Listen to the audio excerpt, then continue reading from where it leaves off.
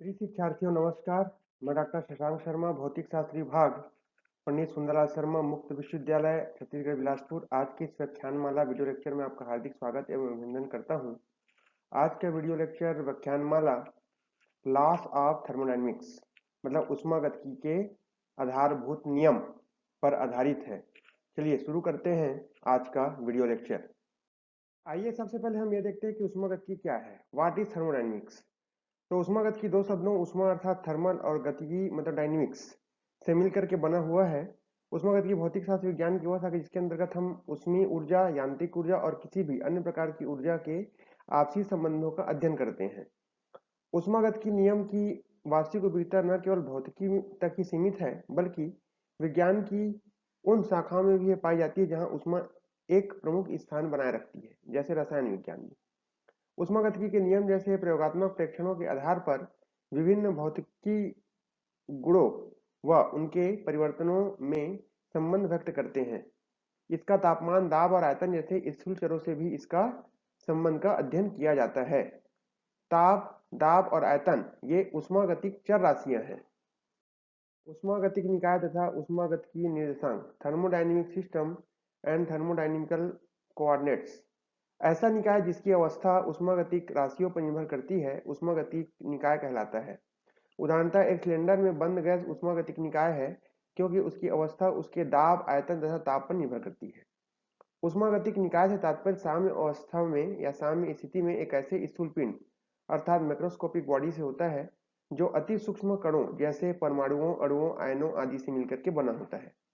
ऊष्मागतिकी में केवल पदार्थ के स्थूल स्तरीय अर्थात मैक्रोस्कोपिक गुणों पर ही क्या किया जाता है, ध्यान दिया जाता है या चर्चा की जाती है। साम्य अवस्था, स्टेट ऑफ इक्विलिब्रियम। साम्य अवस्था में निकाय के ऊष्मागतिकी निर्देशांकों के मान समय के साथ बदलने नहीं चाहिए।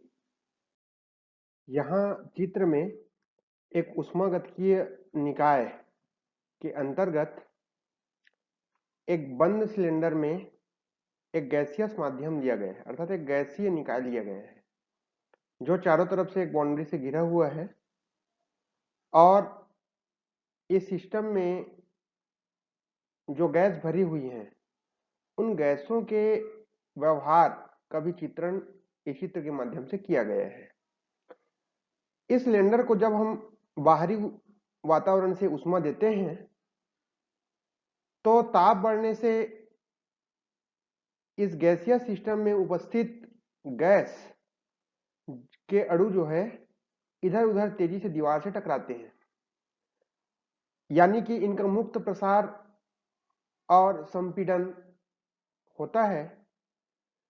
मुक्त प्रसार और संपीड़न होने से गैस के अणु कुछ न कुछ क्या करते हैं, कार्य करते हैं।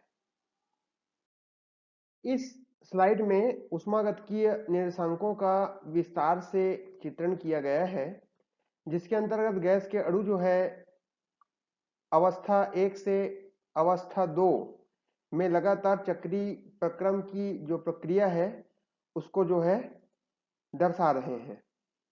गैस के अणुओं को दाब, ताप, एंट्रापी, ऊष्मा और गैस के अणुओं के द्वारा किया गया कार्य को भी चित्रित किया गया है। कुछ अन्य महत्वपूर्ण जानकारियां देखते हैं। किसी निकाय की ऊष्मागतिक अवस्था की पूर्ण जानकारी के लिए जिन राशियों का ज्ञान होना आवश्यक है उन राशियों को ऊष्मागतिकीय निर्देशांक कहते हैं। ये सभी राशियां आपस में एक समीकरण द्वारा संबंधित होती है जिसे हम निकाय का अवस्था समीकरण या इक्वेशन ऑफ द स्टेट कहते हैं।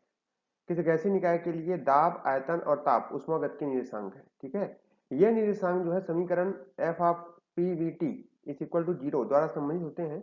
इस निकाय का अवस्था समीकरण या इक्वेशन ऑफ द स्टेट कहते हैं।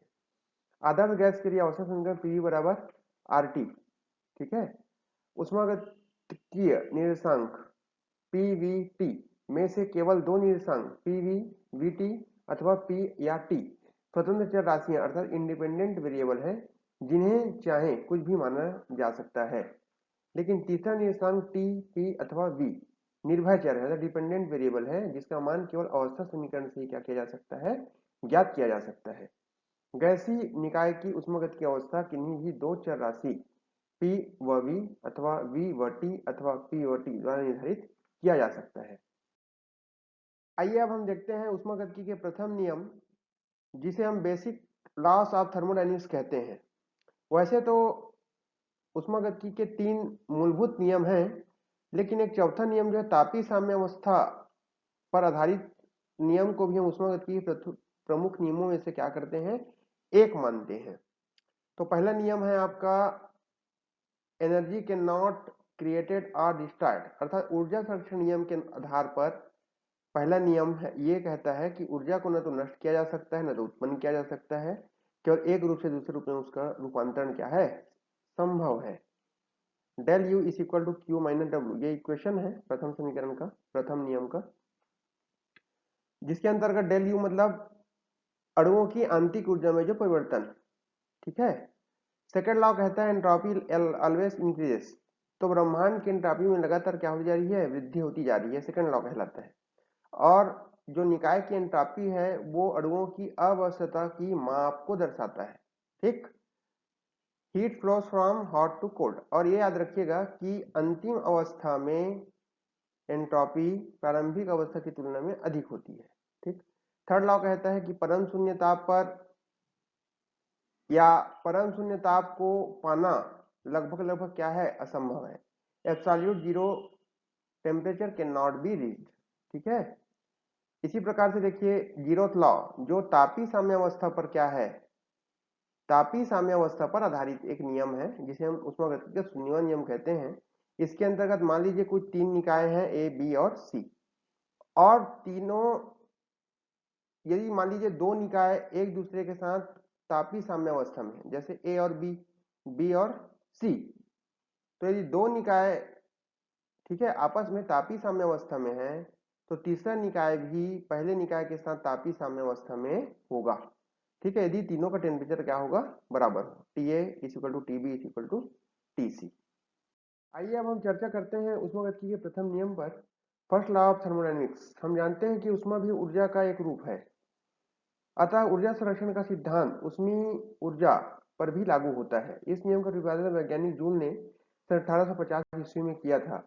इसके अनुसार ऊर्जा के अन्य रूप को जब ऊष्मा में बदला जाता है तो ऊर्जा की कोई हानि नहीं होती, अर्थात ऊर्जा के अन्य रूप जैसे यांत्रिक ऊर्जा, विद्युत ऊर्जा, रासायनिक ऊर्जा आदि को उसमें बदलने पर जितनी ऊर्जा एक रूप में लुप्त होती है, ठीक उतनी ही ऊर्जा उनके अन्य रूप उष्मा में क्या हो जाती है, प्राप्त हो जाती है। अर्थात हम ये कह सकते हैं ऊर्जा न तो उत्पन्न होती न तो नष्ट होती है, केवल उसका रूपांतरण होता है एक रूप से दूसरे रूप में। यदि W यांत्रिक ऊर्जा व्यय होने से उष्मीय ऊर्जा प्राप्त होती है तो W बराबर Q, वह समान मात्रकों में, ठीक है। तो किया गया कार्य जो है आपका कुल उष्मा के मान के क्या होगा, बराबर होगा। इसे ऊष्मागतिकी का प्रथम नियम कहते हैं। इस प्रकार ऊष्मागतिकी का प्रथम नियम ऊर्जा संरक्षण के सिद्धांत का ही एक क्या है, रूप है। ऊष्मागतिकी के प्रथम नियम का एक समीकरण देखते हैं, d Q is equal to d U plus d W, जहाँ क्यू जो है निकाय को दी गई उष्मा, डी यू जो है आंतरिक ऊर्जा, और डी डब्ल्यू जो है किया गया कार्य। तो निकाय को दी गई उष्मा डी क्यू का कुछ भाग निकाय की आंतरिक ऊर्जा में वृद्धि करने के लिए तथा शेष भाग डी डब्ल्यू निकाय द्वारा कार्य करने में क्या हो जाता है, व्यय हो जाता है। इस प्रकार ऊष्मागतिकी का प्रथम नियम ऊर्जा संरक्षण के नियम का ही एक रूप का प्रदर्शन करता है। ऊष्मागतिकी के प्रथम नियम d U is equal to d U minus d W, यहाँ क्या किया गया है ना, डी डब्ल्यू को क्या किया गया है, पक्षांतर कर दिया गया है, इसलिए ये नियम इस प्रकार से आपको दिख रहा होगा। यहाँ यह स्मरणीय है कि यदि किसी निकाय को उष्मा दी जाती है, डी की उष्मा देते हैं, तब डी क्यू का मान क्या होता है, धनात्मक होता है, तथा यदि निकाय से उष्मा ली जाती है तब डी क्यू क्या होता है, ऋणात्मक होता है, ठीक है। इसी प्रकार यदि निकाय की आंतरिक ऊर्जा में वृद्धि होती है तो डी यू धनात्मक, यदि निकाय की आंतरिक ऊर्जा कमी होती है तो डी यू क्या हो जाता है, ऋणात्मक हो जाता है। यदि कार्य निकाय द्वारा किया जाता है तो किया गया कार्य धनात्मक होगा, तथा यदि कार्य निकाय पर किया जाता है तो किया गया कार्य क्या होगा, ऋणात्मक होगा। समीकरण d Q is equal to d U plus d W, जहां डी क्यू, डी यू और डी डब्ल्यू तीनों राशियां एक ही मात्रक में, अर्थात सभी या तो जूल में या तो सभी कैलोरी में है। ताप, दाब और आयतन की भांति आंतरिक ऊर्जा भी एक उष्मागतिक चर राशि है जो निकाय की अवस्था पर क्या करती है, निर्भर करती है। उष्मागतिकी के प्रथम नियम की भौतिक महत्व, physical significance of first law of thermodynamics. हम जानते हैं कि उष्मा जो है ऊर्जा का ही क्या है, रूप है। उष्मागतिक निकाय में ऊर्जा संरक्षित रहती है, साम्यावस्था में प्रत्येक ऊष्मागतिक निकाय में आंतरिक ऊर्जा होती है तथा यह केवल निकाय की स्थितियों का क्या होती है, एक फलन होती है। यह है आपका रेखा चित्र physical significance of first law of thermodynamics. जैसे पहला ऊर्जा संरक्षण में, ठीक है, हम हीट दे रहे हैं और किया गया कार्य change in internal energy del Q equal to Q minus W, ठीक है, एनर्जी ट्रांसफॉर्मेशन जो हीट को वर्क में बदले और वर्क को हीट में बदल दे, ठीक है, हीट वर्क है और इंटरनल एनर्जी। और ये कह सकते हैं कि एनर्जी के neither be created not destroyed, मतलब ऊर्जा न तो नष्ट होती न तो उत्पन्न होती, केवल उसका रूपांतरण किया जा सकता है एक रूप से दूसरे रूप में। आइए अब हम ऊष्मागतिकी के प्रथम नियम के व्यवहारिक अनुप्रयोग चर्चा करते हैं। तो इसके 6 व्यवहारिक अनुप्रयोग हैं। जैसे पहला है आइसोबेरिक प्रोसेस। तो आइसोबेरिक प्रोसेस होता है समदाबी प्रक्रम, जिसके तहत निकाय का संपूर्ण जो है दाब है वो रहता है, कांस्टेंट बना रहता है, ठीक है। दूसरा है आइसोकोरिक अर्थात सम आयतनिक प्रक्रम। इसके अंतर्गत निकाय का संपूर्ण आयतन जो है कांस्टेंट बना रहता है। ठीक उसी प्रकार अगला है आइसोथर्मल प्रोसेस या समतापी प्रक्रम, जिसके अंतर्गत निकाय का संपूर्ण ताप क्या रहता है, आपका कांस्टेंट बना रहता है। ठीक इसी प्रकार एडियाबेटिक प्रोसेस या रुद्धोष प्रक्रम, जो नो हीट ट्रांसफर, मतलब अंदर की उष्मा तो बाहर जाएगी ना बाहर की उष्मा अंदर आएगी, अर्थात टोटल उष्मा कुल उष्मा नियत बनी रहती है।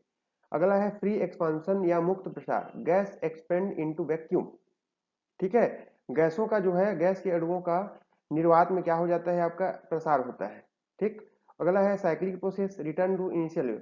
मान लीजिए कोई कण है विभिन्न अवस्थाओं से गुजरता हुआ, है ना, अंतिम अवस्था तक पहुंचता है और अंतिम अवस्था से पुनः किसमें आ जाता है, आपका प्रारंभिक अवस्था में वापस आ जाता है। तो उसी को ही हम कहते हैं साइक्लिक प्रोसेस या चक्रीय प्रक्रम। आइए अब हम सभी व्यवहारिक अनुप्रयोगों का विस्तार से क्या करते हैं, अध्ययन करते हैं। पहला है आपका समदायी प्रक्रम या आइसोबेरिक प्रोसेस। यह एक ऐसा प्रोसेस होता है जिसमें निकाय का दाब क्या रहता है, स्थिर रहता है, जिसे हम समदायी प्रक्रम कहलाते हैं। ठीक है, जल का उबलकर भाप या जल का जमकर बर्फ बनना समदायी प्रक्रम का क्या है, एक महत्वपूर्ण उदाहरण है। तो मान लेते हैं एम द्रव्यमान या एम ग्राम जल नियत दाब और नियत ताप पर भाप में बदलता है या प्रदीत होता है। यदि जल का द्रव्य अवस्था में आयतन Vl है व वाष्प अवस्था में Vv है, तो स्थिर दाब पर आयतन जो Vl से Vv तक प्रसार होने में बाह्य बल के विरुद्ध निकाय द्वारा किया गया कार्य क्या होगा, W is equal to VL to VV PdV। P को जब बाहर निकालेंगे तो यहाँ पर जो है चर राशि क्या है, आपका dV है, तो dV के रिस्पेक्ट में आयतन के रिस्पेक्ट में क्या होगा, समाकलन किया जाएगा। ठीक है, अचर का अवकलन जो होता है V होता है और लिमिट जब भरेंगे तो हमको वैल्यू आ जाएगा P VV माइनस VL। तथा अवस्था प्रदर्शन में द्रव्यमान m द्वारा अवशिष्ट ऊष्मा की मात्रा Q is equal to ml, जहाँ L वाष्पीकरण की गुप्त ऊष्मा है। ठीक इसी प्रकार यदि निकाय की आंतरिक ऊर्जा में परिवर्तन डेल U है, तो ऊष्मागतिकी के प्रथम नियम से del U is equal to क्या हो जाएगा, Q माइनस W से। तो del U is equal to ml minus P V minus VL। यहाँ से क्या करेंगे हम लोग, W के वैल्यू जो पुट किए हैं, ठीक है। यह व्यंजक वाष्पीकरण के दौरान समदायी प्रक्रम अर्थात निकाय की आंतरिक ऊर्जा में परिवर्तन को क्या करता है, प्रदर्शित करता है। इसी प्रकार जल के बर्फ के रूप में जमने के दौरान समदायी प्रक्रम निकाय की आंतरिक ऊर्जा में परिवर्तन होता है। तो del you is equal to M L minus P V ice minus V L, okay, जहां एल बर्फ की क्या है, गुप्त उष्मा है। दूसरा अनुप्रयोग है सम आयतनी प्रक्रम अर्थात आइसोकोरिक प्रोसेस। ये एक ऐसा प्रक्रम है जिसमें निकाय का आयतन क्या रहता है, सर्वथा स्थिर बना रहता है, सम आयतनी प्रक्रम कहलाता है। यदि आयतन जब स्थिर हो तब निकाय द्वारा किया गया कार्य पीडीवी क्या होता है, शून्य होगा। अतः अतः ऊष्मागतिकी के प्रथम नियम से del you is equal to Q minus W, चूंकि डब्ल्यू बराबर होता है पी इंटू डीवी। अब पी इंटू डीवी जब किया गया शून्य होगा, तो इस स्थिति में जो आंतरिक ऊर्जा है वो टोटल उष्मा के क्या होता है, बराबर होगा। इस प्रकार कह सकते हैं कि समआयतनी प्रक्रम में निकाय द्वारा ली गई उष्मा या दी गई उष्मा पूर्ण रूप में निकाय की आंतरिक ऊर्जा में या तो वृद्धि करता है या तो कमी करता है। तीसरा अनुप्रयोग है समतापी प्रक्रम अर्थात आइसोथर्मल प्रोसेस। जैसे नाम से स्पष्ट है, इस प्रक्रम में निकाय का संपूर्ण ताप क्या रहता है, स्थिर रहता है। ठीक है, समतापी प्रक्रम किसी पूर्ण चालक बर्तन में इतने मंद प्रक्रम द्वारा होता है कि प्रक्रम के दौरान उत्पन्न उष्मा जो है स्थानांतरित हो जाता है। उष्मागतिकी के प्रथम नियम से डेल यू, यदि आंतरिक ऊर्जा में परिवर्तन क्या हो, जीरो हो, तो टोटल उष्मा जो है किसमें बराबर होगा, आपका किए गए कार्य के बराबर होगा। अवस्था परिवर्तन में भी अर्थात द्रव से वाष्प या द्रव से बर्फ जमने में समतापी प्रक्रम मिलता है, अर्थात del you is equal to हो जाएगा M L V minus P V V minus V L. तो del you is equal to M L I minus P V I minus V L, अर्थात ये द्रव से वाष्प या द्रव से बर्फ जमने में जो आंतरिक ऊर्जा में परिवर्तन है उसको क्या कर रहा है, दर्शा रहा है। तो आंतरिक ऊर्जा में परिवर्तन जो है टोटल हीट में या तो कमी के बराबर होगा या तो वृद्धि के बराबर होगा। एडियाबेटिक प्रोसेस एक ऐसा प्रोसेस है जिसके अंतर्गत निकाय का बाहर से ऊष्मा का आदान प्रदान नहीं हो सकता, अर्थात अंदर की ऊष्मा न तो बाहर जाती है न बाहर की ऊष्मा अंदर आती है। यह कहलाता है रुद्धोष्प्रक्रम, ठीक है। अर्थात निकाय परिवेश से तापीय रूप से क्या रहता है, विलग रहता है, मतलब अलग रहता है। अतः इस प्रकार के प्रक्रम के लिए Q बराबर क्या होगा, जीरो। तो ऊष्मागत के प्रथम नियम से जब Q बराबर जीरो रखेंगे तो आंतरिक ऊर्जा में परिवर्तन जो है ऋणात्मक कार्य के क्या होगा, बराबर होगा, del you is equal to minus W. अब कुछ उदाहरण देखते हैं। इस प्रकार हम कह सकते हैं कि रुद्धोष्प्रक्रम में निकाय की आंतरिक ऊर्जा में परिवर्तन कार्य के परिमाण के बराबर होता है। ऋण चिन्ह का अर्थ है कि कार्य किया गया क्या है, ऋणात्मक है, ठीक है। अर्थात कार्य निकाय पर हो रहा है, निकाय पर हो रहा है मतलब हम कार्य कर रहे हैं, ठीक है, जिससे आंतरिक ऊर्जा में क्या हो रही है, वृद्धि हो रही है। यदि कार्य धनात्मक होगा तो कार्य निकाय द्वारा किया जा रहा है, तब इसकी आंतरिक ऊर्जा में कमी आ जाती है। जब किसी गैस को अचानक संपीड़ित अर्थात रुद्धोष्प्रक्रम में किया जाता है तब गैस पर किया गया कार्य इसकी आंतरिक ऊर्जा में जुड़ जाता है, जिससे इसकी आंतरिक ऊर्जा व ताप बढ़ जाती है। यही कारण है कि जब हम साइकिल ट्यूब में हवा भरते हैं तो बाइसिकल अर्थात साइकिल पंप जो है गर्म हो जाता है। इसी कारण जब किसी गैस का अचानक विद्युत प्रसार होता है तब गैस द्वारा किया गया कार्य इसकी आंतरिक ऊर्जा से लिया जाता है, जिससे हम आंतरिक ऊर्जा में क्या हो जाती है, कमी हो जाती है तथा इसका ताप गिर जाता है। यही कारण है कि जब एक मोटर का टायर फटता है तो इसकी हवा का अचानक वायुमंडल में विद्युत प्रसार होता है और टायर क्या हो जाता है, ठंडा हो जाता है ना। अभी हमने देखा कि ऋण चिन्ह का अर्थ कार्य ऋणात्मक है, अर्थात कार्य जो है निकाय पर किया जा रहा है, जिससे आंतरिक ऊर्जा में क्या हो रहा है, वृद्धि हो रहा है। तो अगला अनुप्रयोग है मुक्त प्रसार। जब किसी निकाय का प्रसार इस प्रकार होता है कि निकाय को न तो ऊष्मा दी जाती है न तो ऊष्मा ली जाती है, अर्थात जैसे रुद्धोष्प्रक्रम, ठीक है, जहां पास रुद्धोष्प्रक्रम में निकाय का जो कुल ऊष्मा होगा वो क्या होगा, नियत होगा तथा निकाय द्वारा या निकाय पर कोई भी कार्य नहीं किया जाता, तो इस प्रकार के प्रसार को मुक्त प्रसार कहते हैं। जैसे अभ्रक, अभ्रक से ढका हुआ दो भागों में विभक्त एक बर्तन लेते हैं, एक भाग में गैस भरी है तो दूसरा जो है निर्वातित होता है, पूर्णतः वैक्यूम होता है, ठीक है। जब विभाजन को अचानक तोड़ देते हैं तो निर्वात में गैस का मुक्त रूप से क्या हो जाता है, प्रसार होता है। यदि गैस की प्रारंभिक व अंतिम आंतरिक ऊर्जाएं क्रमशः वी आई और यू एफ है तो ऊष्मागतिकी के प्रथम नियम से Q बराबर जीरो और W बराबर जीरो। जब किया गया कार्य जीरो होगा तो ऊष्मा भी जीरो होगी और आंतरिक ऊर्जा में परिवर्तन भी क्या होगा, जीरो होगा। तो you I minus U F अर्थात आंतरिक ऊर्जा मतलब प्रारंभिक आंतरिक ऊर्जा और अंतिम आंतरिक ऊर्जा में परिवर्तन क्या होगा, जीरो होगा। अतः हम कह सकते हैं यू आई बराबर यू एफ, अर्थात मुक्त प्रसार में निकाय की प्रारंभिक व अंतिम आंतरिक ऊर्जा क्या होती है, आपका समान होती है। अगला है चक्रीय प्रक्रम अर्थात साइक्लिक प्रोसेस।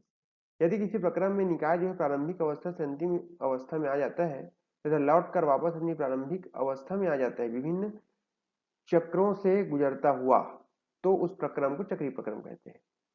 हम कह सकते हैं कि इस प्रक्रम में निकाय के आंतरिक ऊर्जा में कुल परिवर्तन जो है शून्य होता है। तो डेल यू बराबर जीरो, तो ऊष्मागत के प्रथम नियम से जब डेल यू बराबर जीरो होगा तो क्यू माइनस डब्ल्यू भी क्या होगा, जीरो, और जो टोटल ऊष्मा होगा वो किए गए कार्य कुल किए गए कार्य के बराबर होगा। अतः कह सकते हैं कि चक्रीय प्रक्रम में निकाय द्वारा ली गई जो ऊष्मा है निकाय द्वारा किए गए कार्य के बराबर होती है, और अवकलन रूप में हम इसे लिख सकते हैं, है ना, integral d Q is equal to integral d W. विलग निकाय अर्थात आइसोलेटेड सिस्टम। यदि कोई निकाय न तो बाहर से ऊष्मा का कोई आदान प्रदान कर सकता है और न ही कोई कार्य कर सकता है तो उसे हम आइसोलेटेड सिस्टम या विलग निकाय कहते हैं। अतः इस निकाय के अंदर होने वाले किसी प्रक्रम के लिए कुल ऊष्मा जो है नियत रहेगी और किया गया कार्य भी क्या रहेगा, नियत रहेगा। यदि हम उन दोनों मान को ऊष्मागत के प्रथम नियम में रख देते हैं तो डी क्यू बराबर जीरो और डी डब्ल्यू जीरो, तो विलग निकाय में आंतरिक ऊर्जा भी क्या हो जाएगा, जीरो। अर्थात हम कह सकते हैं कि किसी विलग निकाय की आंतरिक ऊर्जा भी सदैव क्या होती है, नियत होती है।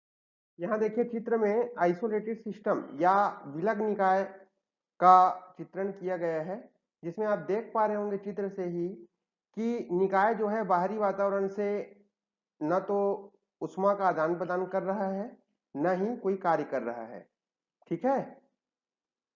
अब हम ऊष्मागतिकी के द्वितीय नियम अर्थात सेकंड लॉ ऑफ थर्मोडायनामिक्स पर चर्चा करते हैं। तो ऊष्मागतिकी के द्वितीय नियम को अनेक प्रकार से बताया या परिभाषित किया जा सकता है, लेकिन सभी कथन भावार्थ की दृष्टि से समान है। ऊष्मागतिकी के द्वितीय नियम के अनुसार द्वितीय प्रकार की शाश्वत मशीन का निर्माण करना बिल्कुल असंभव है। इसमें निम्न दो महत्वपूर्ण कथन जो है निहित है। ठीक है, दो प्रमुख वैज्ञानिकों ने जो ऊष्मागतिकी के द्वितीय नियम की परिभाषा जो है लिखी है, इसमें है केल्विन प्लांक कथन, केल्विन प्लांक स्टेटमेंट और क्लासियस का कथन या क्लासियस स्टेटमेंट। आइए अब हम ऊष्मागतिकी के द्वितीय नियम पर विभिन्न वैज्ञानिकों के द्वारा दिए गए अलग अलग कथनों पर चर्चा करते हैं। तो पहला कथन दिया था केल्विन प्लांक ने। हम जानते हैं कि ऊष्मा इंजन में कार्यकारी पदार्थ ऊष्मा स्रोत जो लगभग अत्यधिक टेम्परेचर पर रहता है से ऊष्मा लेता है और इसके एक भाग को कार्य में बदलता है तथा स्रोत ऊष्मा को सिंक को दे देता है। सिंक जो है स्रोत की अपेक्षाकृत कम टेम्परेचर पर रहता है। ऐसे किसी इंजन का निर्माण करना असंभव है जो फिर स्रोत से ली गई संपूर्ण ऊष्मा को कार्य में बदल दे तथा सिंक को कुछ भी ऊष्मा न दे। अर्थात स्रोत से ऊष्मा लेकर बिना कुछ भी ऊष्मा सिंक को दिए गए कार्य करना लगभग असंभव है। दूसरे शब्दों में ऊष्मा द्वारा अविरत रूप से कार्य करने के लिए सिंक का होना अत्यधिक आवश्यक है। इसे हम केल्विन तथा प्लांक के कथन के रूप में निम्न प्रकार से कह सकते हैं। ऐसे किसी भी इंजन का निर्माण असंभव है जो किसी चक्रीय प्रक्रम में किसी स्रोत से ऊष्मा लेकर कार्यकारी पदार्थ में बिना कुछ परिवर्तन लाए उसे पूर्णतः कार्य में बदल सके। आइए हम ऊष्मागतिकी के द्वितीय नियम के द्वितीय कथन की बात करते हैं। तो द्वितीय कथन है क्लासियस स्टेटमेंट। क्लासियस के अनुसार वह युक्ति जिसमें कार्यकारी पदार्थ ठंडी वस्तु से ऊष्मा लेकर गर्म वस्तु पर उससे अधिक ऊष्मा पहुंचाती है रेफ्रिजरेटर कहलाती है। ऐसा करने में कार्यकारी बाह्य वातावरण को ऊष्मा का अपार स्रोत माना जा सकता है। अब यहाँ चित्र में जो है दोनों स्टेटमेंट का तुलनात्मक अध्ययन किया गया है। पहला है आपका केल्विन प्लांक स्टेटमेंट जिसके अनुसार है ना 100% दक्षता वाले इंजन का निर्माण क्या है लगभग लगभग असंभव है। ठीक है, चित्र में जैसे दर्शाया गया है। और some energy is always lost as waste energy अर्थात या वेस्ट हीट के रूप में। ठीक है, मतलब कुछ ना कुछ जो है ऊष्मा का क्षरण होगा ही। 100% हमें ऊर्जा जो है आपको नहीं मिलेगी। ठीक है, ऊर्जा का स्थानांतरण नहीं होगा। क्लासियस स्टेटमेंट ये कहता है impossible to transfer heat from cold to hot without external work. तो ठंडी वस्तु से गर्म वस्तु की ओर ऊष्मा का स्थानांतरण जो है असंभव है। ठीक है, बिना कोई बाह्य कार्य किए हुए, मतलब बाह्य कार्य किए बिना, कहने का मतलब बाह्य कार्य किए बिना जो है ठंडी वस्तु से गर्म वस्तु के तक, ठीक है, ऊष्मा का स्थानांतरण लगभग असंभव है। यह आपको चित्र दिया गया है, रिक्वायर एक्सटर्नल वर्क। और यदि हमें जो है ऊष्मा का स्थानांतरण जो है ठंडी वस्तु से गर्म वस्तु की ओर करना है तो हमें बाह्य कार्य करना ही होगा। आइए अब हम देखते हैं ऊष्मागतिकी का तृतीय नियम, थर्ड लॉ ऑफ थर्मोडायनेमिक्स। हम पढ़ चुके हैं कि ऊष्मागतिकी का द्वितीय नियम केवल दो साम्यावस्थाओं के बीच एंट्रॉपी में संबंध को प्रदर्शित करता है। किसी विशेष साम्यावस्था में एंट्रॉपी का परम मान एब्सोल्यूट वैल्यू बताने के लिए एक ऐसा निर्देश बिंदु या रिफरेंस पॉइंट लेना होगा जहां निकाय की एंट्रॉपी क्या मानी जाए, शून्य मानी जाए। ठीक है, या शून्य हो सके। ऊष्मागतिकी के द्वितीय नियम के अनुसार ऐसा निर्देश बिंदु प्राप्त करना जहां एंट्रॉपी लगभग शून्य हो असंभव है। अतः एंट्रॉपी तथा अक्रमबद्धता के आधार पर वैज्ञानिक नर्स ने एक नियम प्रतिपादित किया जिसके अनुसार परम शून्य ताप पर निकाय की सभी क्रियाएं इस प्रकार होती है कि निकाय की एंट्रॉपी में कुछ भी परिवर्तन नहीं होता। ठीक है, दूसरे शब्दों में यह कहा जा सकता है कि यदि निकाय परम शून्य ताप पर हो तो इसकी एंट्रॉपी एक सार्वत्रिक नियतांक होती है, इसे लगभग शून्य माना जा सकता है। इसे ही हम ऊष्मागतिकी का तृतीय नियम कहते हैं। या थर्ड लॉ ऑफ थर्मोडायनेमिक्स को हम इस प्रकार भी परिभाषित कर सकते हैं कि परम शून्य ताप प्राप्त करना लगभग लगभग क्या है, असंभव है। ठीक है, यहाँ देखिए यहाँ एक मॉलिक्यूलर मोशन को दर्शाया गया है। ठीक, और यहाँ एट एब्सोल्यूट मतलब परम शून्य ताप पर मॉलिक्यूलर मोशन जो है आपका लगभग स्टॉप हो जाता है, क्योंकि एंट्रॉपी क्या होती है, शून्य। और एंट्रॉपी हम पढ़ चुके हैं कि वो अवस्था की माप है। यहाँ देखिए अणु अणु जो है एक दूसरे से है ना चिपके हुए हैं। यहाँ देखिए मॉलिक्यूलर मोशन के द्वारा यहाँ अवस्था उत्पन्न हो गई, जहाँ एंट्रॉपी जो है लगभग लगभग कहाँ तक पहुंच गया आपका, ठीक है। Entropy of a perfect crystal approaches zero, ये परफेक्ट क्रिस्टल है, जहाँ परफेक्ट क्रिस्टल में जो है एंट्रॉपी जो है आपका जीरो में पहुंच गया, ठीक है, क्योंकि अवस्था नहीं है, ठीक है। As temperature approaches absolute zero, और यहाँ टेम्परेचर जो एब्सोल्यूट जीरो पर, ठीक है, ये पहुंच गया। यदि T1 और T2 परम ताप पर निकाय की एंट्रॉपी क्रमशः S1 एवं S2 है, ठीक है। तो ऊष्मागतिकीय द्वितीय नियम के अनुसार एंट्रॉपी में जो परिवर्तन होगा S2 माइनस S1, ठीक है, अंतिम अवस्था से प्रारंभिक अवस्था में, तो इसका फार्मूला जो है इंटीग्रल T1 से T2 dQ/T द्वारा दिया जाता है। अब हम यदि T1 टेम्परेचर को हम परम शून्य ताप पर रखें तो H2 हमारा क्या हो जाएगा, H2 इज इक्वल टू 0 से T2 dQ/T। T1 को हम क्या कर देंगे, जीरो कर देंगे, तो निकाय की एंट्रॉपी भी हम वहां पर क्या हो जाएगी, आपका शून्य हो जाएगी। ठीक उसी प्रकार उपयुक्त समीकरण द्वारा ताप T2 पर निकाय की एंट्रॉपी हम ज्ञात कर सकते हैं। अब यदि T2 भी परम शून्य ताप पर हो तो निकाय की जो एंट्रॉपी होगी H2 इज इक्वल टू क्या हो जाएगा, आपका जीरो हो जाएगा, ठीक है। प्रयोगों द्वारा पाया जाता है कि कोई भी विधि चाहे वह कितनी भी आदर्श क्यों न हो, उसके द्वारा किसी निकाय को सीमित ऑपरेशंस द्वारा परम शून्य ताप पर लाना क्या है, लगभग असंभव है। Thank you dear learners for your kind attention. Thank you very much.